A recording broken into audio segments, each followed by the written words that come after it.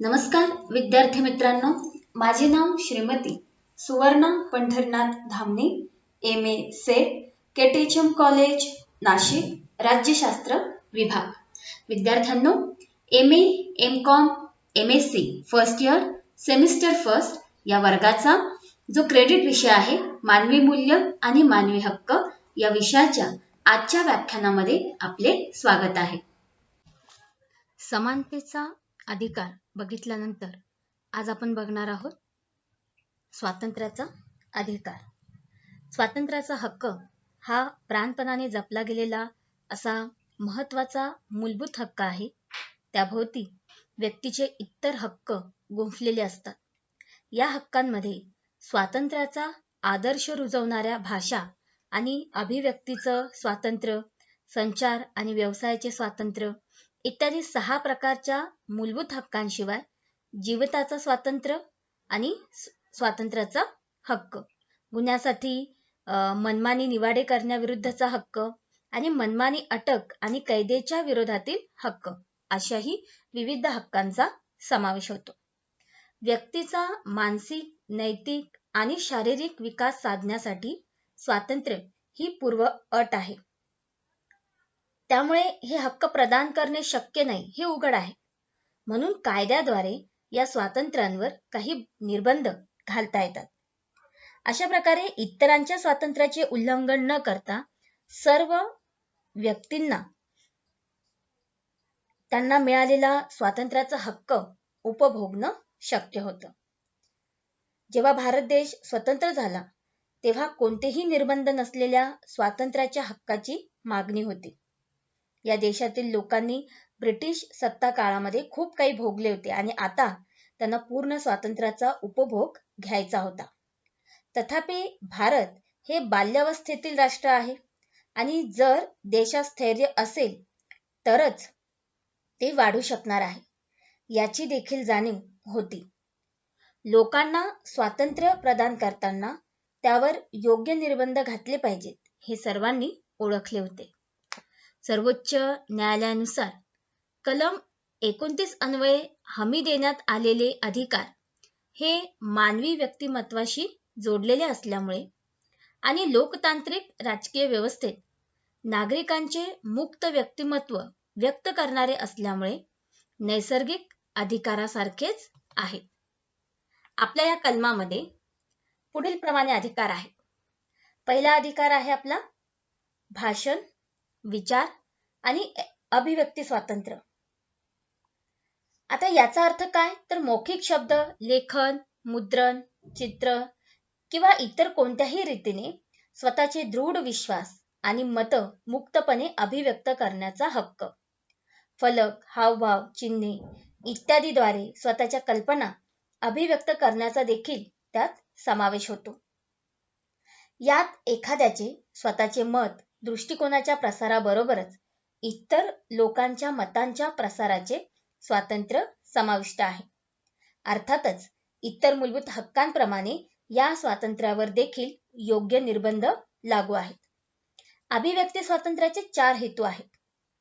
व्यक्तीला स्वयंपूर्णता साध्य करण्यासाठी हे अभिव्यक्तीचं स्वातंत्र्य मदत करतं. सत्य शोधण्यासाठी सहाय्य करतं.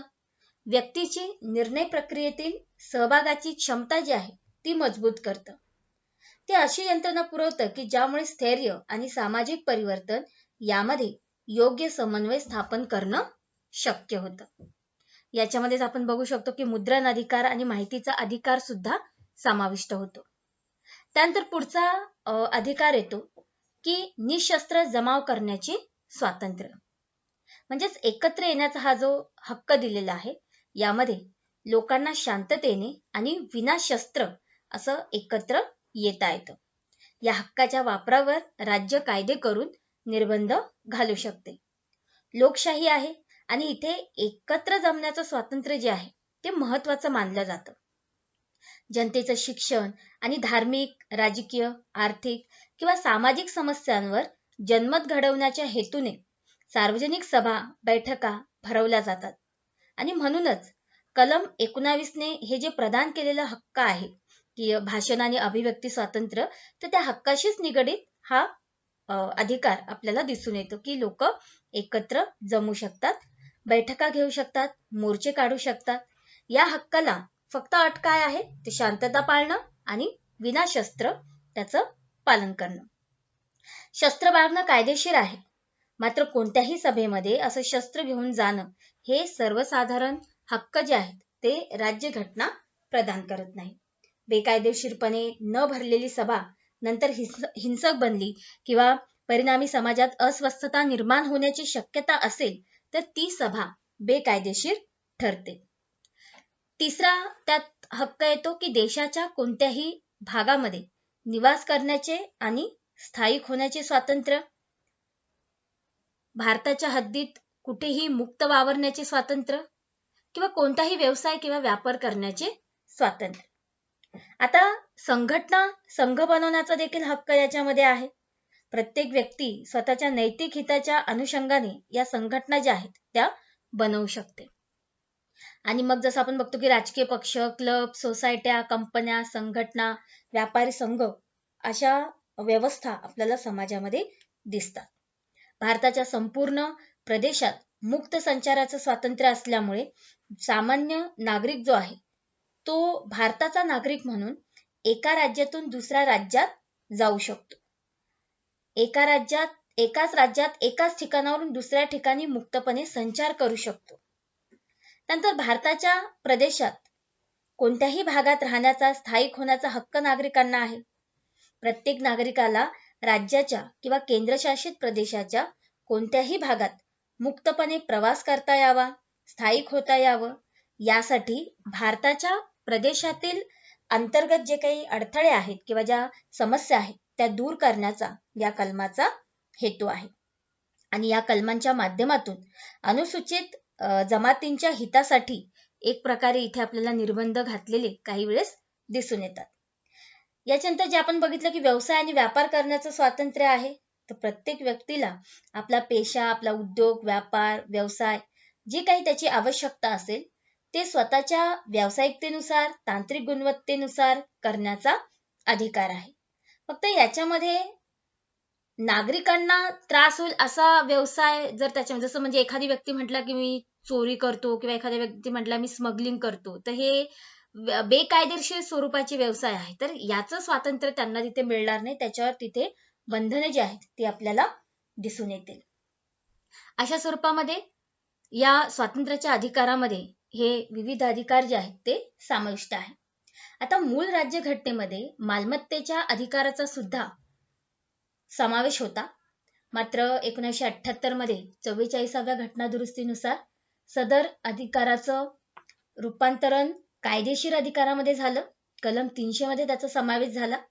मूलभूत अधिकार आणि कायदेशीर अधिकार याच्यामधला फरक असा की कायद्याचा पेहराव करून मूलभूत अधिकार हिरावून घेता येत नाही. मात्र कायद्याच्या प्राधिकृततेने वंचिततेबद्दल योग्य तो मोबदला देऊन शासन कायदेशीर अधिकार हिरावून घेऊ शकते. म्हणजे उदाहरणार्थ सार्वजनिक मालमत्ता आहे, रस्ता बांधायचा आहे, रस्त्यामध्ये लोकांच्या प्रॉपर्टीज ज्या आहेत त्या जाऊ शकतात. जशी जमीन जाऊ शकते किंवा रस्त्याच्या कडेला दुकानं वगैरे असतात तर ती जाऊ शकतात. तर अशा वेळी मालमत्तेचा अधिकार जर मूलभूत अधिकाराच्या स्वरूपात आला तर तो हिरावून घेता येत नव्हता. त्याच्याविषयी अनेक वादविवाद आणि संघर्षाची परिस्थिती निर्माण झाली होती. त्याच्यामुळे त्याचा कायदेशीर अधिकार रूपांतर झाले. म्हणजे सार्वजनिक हितासाठी जी गोष्ट साध्य करायची आहे त्यासाठी शासन समोरच्या व्यक्तीला, म्हणजे ज्याच्या मालमत्तेचा प्रश्न निर्माण होतो आहे त्या व्यक्तीला त्याची एक रक्कम जी आहे ती अदा करेल. म्हणजे त्याचं नुकसान होणार नाही, त्याला त्याचा मोबदला दिला जाईल आणि मग त्याच्या त्या मालमत्तेचं म्हणजे जे काही मालमत्ता जी आहे ती त्या सार्वजनिक हिताच्या दृष्टिकोनातून वापरात आणली जाईल. अशा पद्धतीने स्वातंत्र्य उपभोगताना इतरांच्या स्वातंत्र्याचं उल्लंघन होणार नाही याची काळजी घेण्याची एक जबाबदारी जशी शासनावर आहे तशीच ती नागरिकांवर सुद्धा आहे. आणि त्याच्यामुळे याच्यामध्ये सुद्धा समतोल साधला जाणं फार गरजेचं आहे. मूलभूत अधिकारांमध्ये पुढचा भाग येतो कलम 20 ते 24 व्यक्तीच्या स्वातंत्र्याचा अधिकार.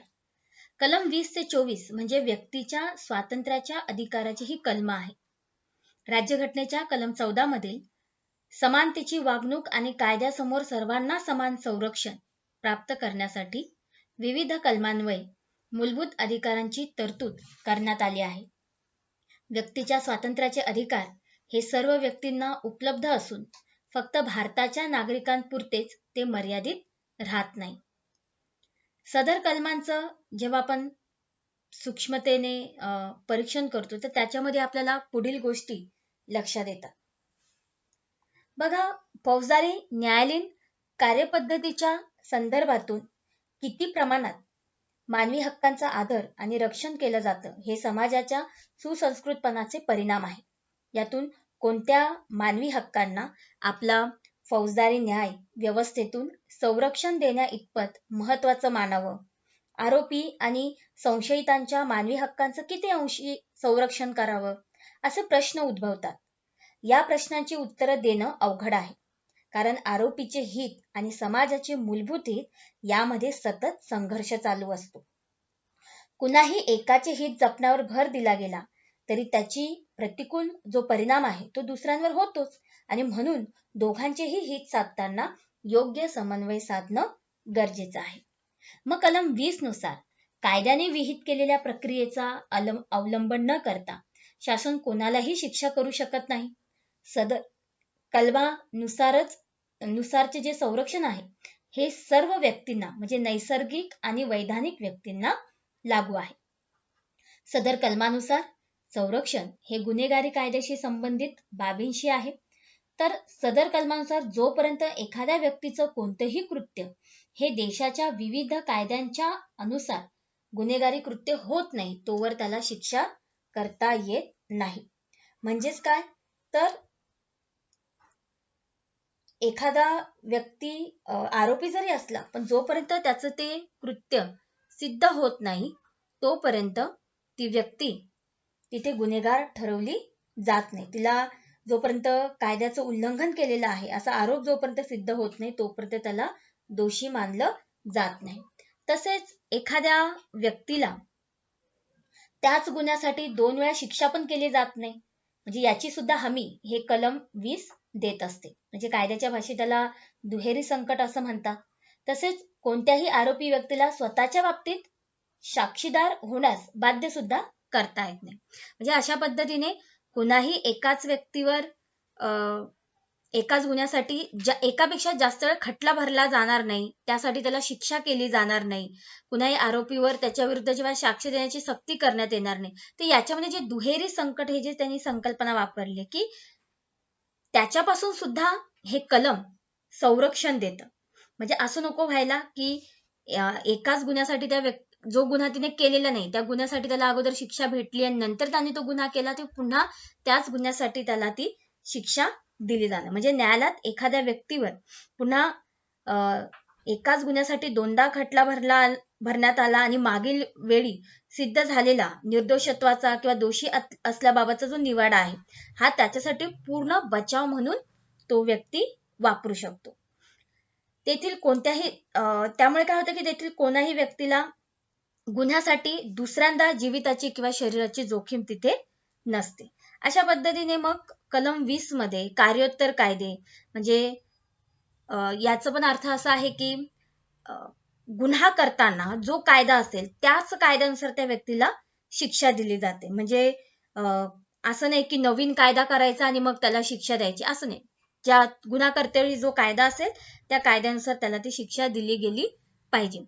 तुम्ही जर निर्भया केस बघितली तर त्याच्यावेळी हा इश्यू खूप झाला होता की गुन्हेगारांना कडक शिक्षा दिली जावी, तर त्या संदर्भात कायदा बनवताना या सगळ्या गोष्टी फेस कराव्या लागल्या होत्या. त्याच्यानंतर या कलम 20 मध्ये 4 गोष्टी आणखीन आवश्यक मांडलेल्या आहे. या सगळ्या ओव्हरऑल आपण जे काही जाणून घेतलं त्याच्यामध्ये 4 गोष्टी महत्त्वाच्या आहेत. पहिली गोष्ट म्हणजे व्यक्तीवर गुन्ह्याचा आरोप असला पाहिजे. गुन्हा म्हणजे अंमलात असलेल्या कोणत्याही कायद्याने शिक्षा करता येण्याजोगी कृती. दुसरं, न्यायालय किंवा न्यायालयीन प्राधिकरणासमोर खटल्याचे न्यायालयीन कामकाज किंवा खटला चालवलेला असला पाहिजे. ज्या कायद्याने एखादे कृत्य गुन्हा म्हणून नमूद केलेले असते त्याच कायद्याच्या संदर्भात काम करण्यास पात्र न्यायालयीन न्यायाधिकरण किंवा मंडळासमोर न्यायालयीन कामकाज चालवले गेले पाहिजे. आणि ज्या गुन्ह्यासाठी पूर्वी खटला भरण्यात आला आणि शिक्षा देण्यात आली तोच गुन्हा तो असला पाहिजे. अशा पद्धतीने कलम 20 मधील तरतुदी लागू होण्यासाठी या वेगवेगळ्या परिस्थिती ज्या आहेत त्या लक्षात घेणं गरजेचं आहे. त्याच्यानंतर पुढचा भाग येतो कलम 21चा, जो जीवन व वैयक्तिक स्वातंत्र्याचं संरक्षण करतो. सर्व मूलभूत अधिकारांमध्ये हे कलम महत्वाचं आहे. शासनाच्या अनधिकृत कायदेशीर कृतीपासून संरक्षण देण्यासाठी तसेच किमान सभ्यता आणि मर्यादशीलतेने नैसर्गिकपणे व्यक्तीला आपले जीवन व्यतीत करता येण्यासाठी विविध प्रकारचे अधिकार जे आहेत ते या कलमानुसार त्याला प्राप्त होत असतात.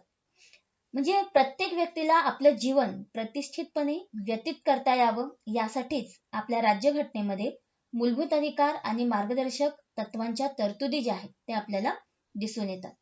आता याच्यामध्ये बघा, शासनाने या तरतुदींचा अवलंब करताना एक प्रकारे हमी द्यायची आहे त्या अधिकारांची, त्या मार्गदर्शक तत्वांची. याच्यामुळेच म्हणजे भारतीय संसदेला अगदी आपल्या देशामध्ये अंतर्गत किंवा बाह्य आणीबाणीची परिस्थिती जरी असली तर त्यावेळी सुद्धा हा जीवनाचा जो स्वातंत्र्य आहे तो हिरावून घेता येऊ शकत नाही. कारण हा मोलाचा आहे, अतिपवित्र आहे, अहस्तांतरणीय आहे आणि नागरिकांच्या मूलभूत हक्कांचा पाया असणारा हा हक्क आहे आणि त्याच्यामुळेच तो खूप महत्वाचा मानला जातो.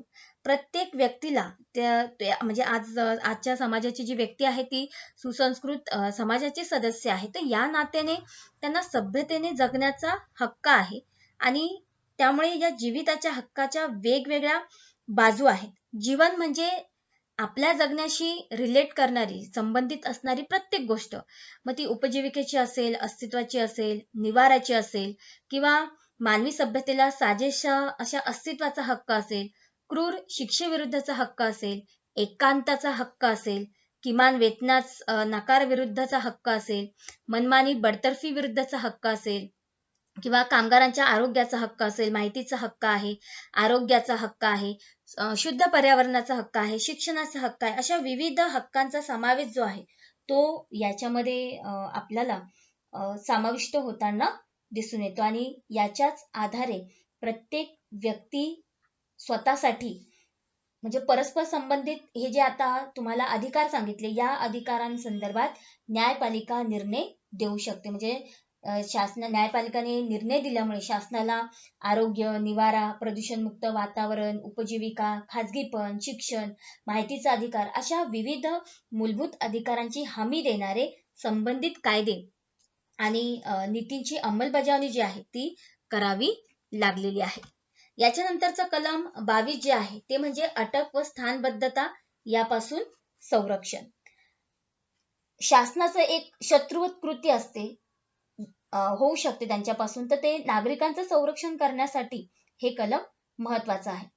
समजा जर पोलिसांनी एखाद्या व्यक्तीला एखाद्या गुन्हेगारी आरोपाखाली अटक करायची असेल तर अटक होण्याची कारणं जाणून घेण्याचा अधिकार त्या व्यक्तीला आहे. तसेच त्या वकिलाशी सल्लामसलत करण्याची व त्या व्यक्तीला आपली बाजू मांडण्याचा अधिकार आहे. अटक झाल्यापासून 24 तासाच्या आत त्या दंडाधिकारी न्यायालयासमक्ष हजर केले जाण्याचा अधिकार आहे. मात्र परकीय शत्रूच्या बाबतीत प्रतिबंधात्मक स्थानबद्धतेची खबरदारी म्हणून त्यांना अटकेची कारणे समजण्याचा अधिकार बहाल केलेला नाही. म्हणजे हे दहशतवाद्यांच्या बाबतीमध्ये गोष्ट लागू होते. म्हणजे दहशतवादाच्या आरोपावरून एखाद्या व्यक्तीला अटक झाली तर त्या व्यक्तीला पोलीस कोठडीमध्ये 3 महिन्याच्या कालावधीपर्यंत स्थानबद्ध करून ठेवता येतं. कोठडीची मुदत वाढवायची असल्यास अशा कायद्यान्वये गठीत सल्लागार मंडळाच्या किंवा उच्च न्यायालयाच्या देखरेखीखाली ती मुदत वाढवता येते. सदर अधिकाराचा घटनेतील अन्य अधिकारांशी संयोग करून विचार केला पाहिजे. अनेक न्यायनिर्णयांच्या आधारावरून असं म्हणता येतं की दहशतवाद किंवा खंडणी उकळण्याच्या आरोपामध्ये सुद्धा स्थानबद्ध व्यक्तीला स्थानबद्धतेच्या कालावधीमध्ये मूलभूत अधिकार जे आहेत ते नाकारता येत नाही. कलम 21 द्वारे दिलेल्या जीवनाचा आणि स्वातंत्र्याच्या अधिकाराशी संयोग करून त्याला वाजवी सुविधा ज्या आहेत त्या दिल्या गेल्या पाहिजे. पोलिसांनी अटक केलेल्या कारणांच्या विरुद्ध स्वतःची बाजू मांडण्याचा अधिकार जरी त्या व्यक्तीला बहाल केलेला नसला तरी कायद्याच्या परिभाषेत अटकेची व्याख्या ना घटनेमध्ये आहे ना भारतातील फौजदारी कायद्यामध्ये आहे. यानंतर कलम 23 आणि 24 आहे, जो शोषणाविरुद्धचा अधिकार आहे. तर आंतरराष्ट्रीय मानवाधिकार कायद्याच्या न्यायशास्त्राच्या मानचित्रावर आधारून घटना परिषदेने सदर महत्वाचा अधिकार जो आहे तो स्वीकारलेला आहे. सदर अधिकारानुसार एखाद्या व्यक्तीच्या जीवनाच्या व स्वातंत्र्याच्या अधिकाराचे उल्लंघन करणाऱ्या व त्याची अप्रतिष्ठा करणारे कोणतेही काम जे आहे ते करण्याची सक्ती जी आहे ती करता येणार नाही. उदाहरणार्थ वेठबिगारी, मानवी विष्ठा हाताने उचलणे, वेश्या व्यवसाय, तस्करी इत्यादी कामं सदर. तसेच कलम 14 वर्षाखालील जे लहान मुलं आहेत त्यांना सुद्धा कामावर न ठेवण्याची एक हमी जी आहे ती या कलमाद्वारे प्राप्त होते. आता या अधिकाराचं सदैव रक्षण करणं आवश्यक आहे. या कलमांचं उल्लंघन होणार नाही याची खबरदारी घेण्याचं दायित्व शासनावर पण आहे आणि नागरिकांवर सुद्धा आहे. त्या संदर्भात अनेक संविधा, करार, राष्ट्रीय कायदे, शासनाच्या नीती व न्यायपालिकेचे न्याय निर्णय स्पष्टपणे करतात. त्याचवेळी राष्ट्राच्या सार्वभौमत्वाचे रक्षण करण्यासाठी किंवा महत्वाची आपत्ती कोसळली तर कोणताही भेदभाव न करता सार्वजनिक उद्दिष्टांसाठी सक्तीची सेवा करून घेण्याचा अधिकार शासनाला या संदर्भात बहाल करण्यात आलेला आहे. सो अशा पद्धतीने हे कलम म्हणजे व्यक्तिगत स्वातंत्र्यासाठी दिलं गेलेलं सुरक्षा कवच आहे. या कलमाच्या माध्यमातून दुर्बल वर्ग यांचं व्यक्तीकडून किंवा राज्याकडून शोषण होऊ नये. कारण बघा भारतामध्ये आज दारिद्र्य आहे, अनेक सामाजिक दुष्ट रूढी अजूनही अस्तित्वात आहेत. समाजामध्ये अनैतिक देह व्यापार, वेठबिगार यासारख्या गोष्टी चालतात. याशिवाय आपल्या समाजात थोडा भेदभावाची म्हणजे राज्य, धर्म, वंश, जात, लिंग यानुसार भेदभावाची सुद्धा स्थिती आहे. तर त्या पातळीवर कोणत्याही प्रकारे म्हणजे सामाजिक, आर्थिक, राजकीय कोणत्याही प्रकारे त्या व्यक्तीचं शोषण होणार नाही याची खबरदारी या कलमाच्या माध्यमातून इथे अनेक धर्म नांदत आहेत. त्यामुळे राज्यघटनेच्या प्रस्तावनेमध्येच आपण धर्मनिरपेक्ष राष्ट्र ही आपली ओळख स्वीकारलेली आहे आणि या तत्वाला अनुसरून शासनाला कोणताही धर्म नाही व कायद्याच्या नजरेत सर्व धर्म समान आहेत. मग अशा वेळी आपली राज्यघटना धर्मनिरपेक्ष राज्याच्या निर्मितीचं आश्वासन देते. राज्याच्या पायाचा आधार माणूस आणि देव यांच्यातील नात्याचा नसून व्यक्तिगत सत्सद विवेक बुद्धीच्या माणसामाणसातील नात्याचा असतो. सरकारचे कोणत्याही धर्माशी वचनबद्ध नसणं, सरकारने कोणत्याही धार्मिक चालीरीती सक्ती न करणं, धार्मिक आणि अधार्मिक यांच्यात पक्षपात न करणं, धार्मिक विश्वासाला प्रतिबंध न करणं इत्यादी बाबी खऱ्या अर्थाने धार्मिक स्वातंत्र्याला पूर्णपणे मान्यता मिळवून देण्यासाठी अत्यावश्यक असतात. त्यामुळे भारतात राज्याचा धर्म या संकल्पनेला आपली राज्यघटना संमती देत नाही. मग धर्म स्वातंत्र्याच्या अनुषंगाने आपल्या देशामध्ये जे कलम आहे म्हणजे कलम 25 ते 28 आहे ते आपण याच्यामध्ये बघू शकतो की ज्यात असं म्हटलेलं आहे की म्हणजे कलम 25 नुसार सारासार विचाराच्या स्वातंत्र्याचा हक्क म्हणजे धर्माविषयी आंतरिक विचारात परिवर्तनाचा हक्क प्रदान करतं. आणि दुसरा की आपल्या आवडीनुसार निवड करणं धर्माचा की कोणत्या पद्धतीचा धर्म स्वीकारायचा, कसं आचरण करायचं आणि त्याचा प्रसार कसा करायचा असं कलम 25 मध्ये मांडलेलं आहे. कलम 26 मध्ये धार्मिक बाबीच्या व्यवस्थापनाचा हक्क देण्यात आलेला आहे. तर कलम 27 मध्ये कोणत्याही विशिष्ट धर्माच्या वाढीसाठी कर आकारणी विरुद्ध स्वातंत्र्याची हमी दिली गेलेली आहे. याचा अर्थ धार्मिक कारणासाठी राज्य कोणताही कर आकारू शकणार नाही आणि कोणत्याही धर्माच्या वाढीसाठी कोणाही व्यक्तीवर कर भरण्याची सक्ती केली जाणार नाही. त्यानंतर कलम 28 यामध्ये एखाद्या धार्मिक संस्थेतील धार्मिक प्रवचनास हजर राहण्याच्या हक्काविषयी सांगतं आणि परंतु राज्याच्या अखत्यारीत कोणत्याही शाळेत एखाद्या विशिष्ट धर्माची शिकवण दिली जाणार नाही. अशा पद्धतीचे हे 25 ते 28 जे कलम आहेत ते आपल्या धार्मिक स्वातंत्र्याशी जोडलेले आहेत. त्यानंतर कलम आहे 29 आणि 30. तर याच्यामध्ये सांस्कृतिक आणि शैक्षणिक हक्काच्या संरक्षणाची तरतूद जी आहे ती नमूद करण्यात आलेली आहे. यामध्ये भाषा, लिपी आणि संस्कृती यांच्या संदर्भातून व्यक्तीला या हक्काला म्हणजे व्यक्तीच्या या हक्काला कलम 29 जे आहे ते मान्यता देतं. याचा अर्थ असा आहे की प्रत्येक समाजाला स्वतःची अशी एक संस्कृती असते आणि राज्य त्यावर त्यापेक्षा वेगळी संस्कृती लादणार नाही. कलम 20 असं सांगतं की धर्मावर किंवा भाषेवर आधारित सर्व अल्पसंख्याकांना शैक्षणिक संस्था स्थापन करण्याचा आणि त्यांच्या निवडीप्रमाणे ते चालवण्याचा हक्क असणार आहे. अशा पद्धतीने राष्ट्राचं ऐक्य आणि अखंडतेची एक सुरक्षितता हे आपल्या राज्यघटनेचं ध्येय आहे. अल्पसंख्याक समाजांना न्याय, विचार, अभिव्यक्ती, विश्वास, श्रद्धा आणि उपासना यांचं स्वातंत्र्य उपभोगता यावं, त्यांना त्यांचं धार्मिक आणि सांस्कृतिक सुरक्षा कवच प्रदान या माध्यमातून करण्यात आलेलं आहे. अशा पद्धतीने कुठेतरी आपल्या समाजातील अल्पसंख्याकांचे अधिकार आणि त्यांच्या अधिकाराच्या रक्षणासाठी स्थापित संस्था सांस्कृतिक संचिताचं रक्षण करण्यासाठीच योग्य असं शिक्षण या कलमाच्या माध्यमातून मिळते. मूलभूत अधिकारामध्ये शेवटचा आपला टप्पा जो आहे तो आहे कलम 32 आणि 226. तर याच्यामध्ये घटनात्मक उपाययोजनाचा अधिकार दिलेला आहे. जर उपाय नसतील तर आपल्या हक्कांना अस्तित्व नसते.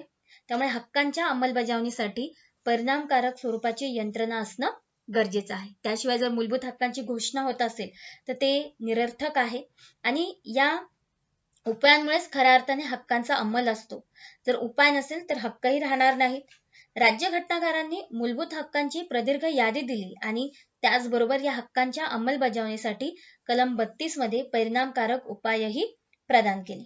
कलम 32 मध्ये राज्यघटनेच्या 3ऱ्या भागातून प्रदान केलेल्या हक्कांची अंमलबजावणी करण्यासाठी सर्वोच्च न्यायालयाकडे योग्य कार्यपद्धतीने दाद मागण्याचे अधिकार जे आहेत ते दिलेले आहेत आणि राज्यघटनेच्या 3ऱ्या भागातील कोणत्याही हक्कांच्या अंमलबजावणीसाठी सर्वोच्च न्यायालयाला हुकूम देण्याचा अधिकार आहे. या संदर्भात डॉक्टर आंबेडकरांनी असं वर्णन केलेलं आहे की कलम 32 जे आहे ते राज्यघटनेचा आत्मा आहे आणि त्यांच्या शब्दात सांगायचं तर जर मला या राज्यघटनेतील अतिमहत्वाचे कोणते एक कलम विचारले, असे कलम जे नसेल तर ही राज्यघटना व्यर्थ ठरेल. म्हणजे त्यांच्या दृष्टीने हे कलम सगळ्यात जास्त महत्वाचं आणि आवश्यक होतं आणि मी या एका कलमाशिवाय दुसऱ्या कुठल्याही कलमाचं नाव घेणार नाही. हे कलम राज्यघटनेचा आत्मा आहे आणि तिचा प्राण आहे असं सुद्धा त्यांनी मत व्यक्त केलं होतं. मग या संदर्भात राज्यघटनेने 5 प्रकारच्या हुकुमांना मान्यता दिलेली आहे. पहिला आहे हेबियस कॉर्पस म्हणजे बंदी प्रत्यक्षीकरण.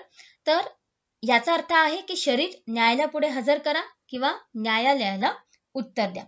एखाद्या व्यक्तीला चुकीच्या पद्धतीने अटक केलेली असेल आणि 24 तासाच्या कालावधीत तिला न्यायालयासमक्ष हजर केलेलं नसेल, तसंच स्थानबद्ध करण्यात आलेली व्यक्ती, त्यांचा मित्र किंवा नातेवाईक न्यायालयामध्ये विनंती अर्ज करू शकतो आणि स्वतःसाठी न्यायाची मागणी देखील करू शकतो.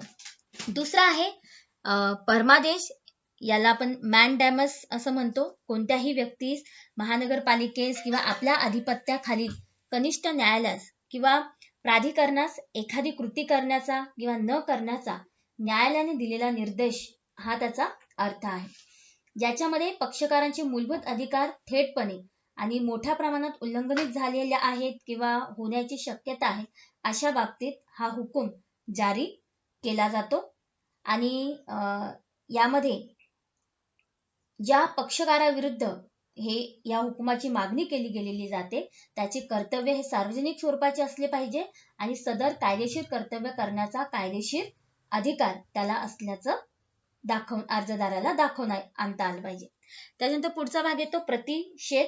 तर याच्यामध्ये न्यायिक कर्तव्य सोपवलेल्या न्यायालयांना त्यांच्या अधिकार क्षेत्राच्या मर्यादित राहण्यासाठी बाध्य करणारं हे हा हुकूम आहे किंवा ही रीट आहे. हे कनिष्ठ न्यायालयाने त्याला नसलेल्या अधिकार क्षेत्रामध्ये आपले अधिकार वापरू नये या उद्देशाने सुनावणीच्या सुरुवातीला म्हणजे ज्या प्रकरणाच्या संदर्भात सुनावणी असते तर तिथे हे जारी करण्यात येतं आणि जर न्यायालयाने त्या प्रकरणी निर्णय दिलेला असेल तर आपल्याला अशी रीट दाखल करता येत नाही. त्याच्यानंतर पुढचं येतं उत्प्रेक्षण. तर याच्यामध्ये सार्वजनिक कार्यालयामध्ये काम करणाऱ्या व्यक्तीला सदर रीट जारी करणारं न्यायालय जे आहे ते पर्यवेक्षक अधिकार क्षेत्रात भूमिका निभावत असते आणि कनिष्ठ न्यायालयासमोर सुरू असलेलं कामकाज त्या न्यायालयाने कायद्याचे पालन केलेले आहे की नाही एवढा पुरताच त्याचा संबंध असतो. पण जर समजा कायदेशीर काही गफलत झाली असेल किंवा तथ्य संबंधाने इतर काही गोंधळ झालेला असेल, तर मग अशा उत्प्रेक्षण जे आहे ते जारी करता येतं आणि त्या संदर्भामध्ये तिथला जो अधिकार आहे तो म्हणजे बघा, कनिष्ठ न्यायालयासमोर एखादा प्रलंबित खटला आहे किंवा त्या प्रकरणाच्या कामकाजाची कागदपत्र जी आहेत ती विचारार्थ वरिष्ठ न्यायालयाकडे ती पाठवली जातात आणि या माध्यमातून जनतेच्या हक्कांवर परिणाम करणारे प्रश्न असतील त्या संदर्भात निर्णय घेण्याचा कायदेशीर अधिकार असलेल्या आणि न्यायाने वागण्याची कृती करण्याचे कर्तव्य असलेल्या न्यायाधिकरणाविरुद्ध किंवा अधिकारांविरुद्ध ती बजावली जाते. म्हणजे एक प्रकारे इथे आपण म्हणू शकतो की ही अन्यायाची दुरुस्ती करण्यासाठी राबवली गेलेली गोष्ट आहे. आणि त्याच्यानंतर शेवटचा येतो अधिकार पृच्छ. तर त्याचा अर्थ असा की सार्वजनिक कार्यालयात काम करणाऱ्या व्यक्तीला अधिकार आहे की नाही याची चौकशी करण्यासाठी ही सदर रीट केली जाते.